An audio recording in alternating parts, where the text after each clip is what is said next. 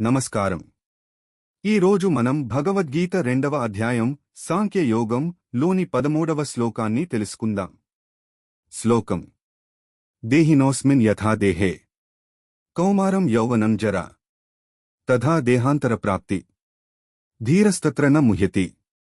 సులభ భావం. శ్రీకృష్ణుడు ఇలా అన్నాడు: ఈ శరీరంలో ఉన్న ఆత్మకు బాల్యం, యౌవనం, వృద్ధాప్యం ఎలా వస్తాయో అలాగే మరణం తర్వాత మరో శరీరాన్ని పొందుతుంది. ధీరుడు దీనిపై మోహపడడు.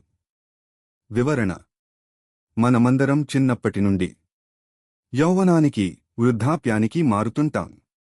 శరీరం మారుతూనే ఉంటుంది, కాని నేను అనే భావం మారదు. అలాగే మరణం కూడా మరో దశ మాత్రమే, అంతం కాదు. జీవిత సందేశం: మరణం అంటే ముగింపు కాదు, అది ఒక మార్పు మాత్రమే.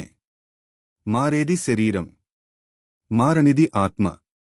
ఈ సత్యాన్ని తెలుసుకున్నవారికి భయం ఉండదు. ఈ శ్లోకం మనకు చెబుతోంది: మార్పు సహజం, ఆత్మ శాశ్వతం. ఇలాంటి గీతా శ్లోకాల సులభ భావం తెలుసుకోవాలంటే మా ఛానల్ను సబ్స్క్రైబ్ చేయండి. వీడియో నచ్చితే లైక్, షేర్ చేయండి. ధన్యవాదాలు.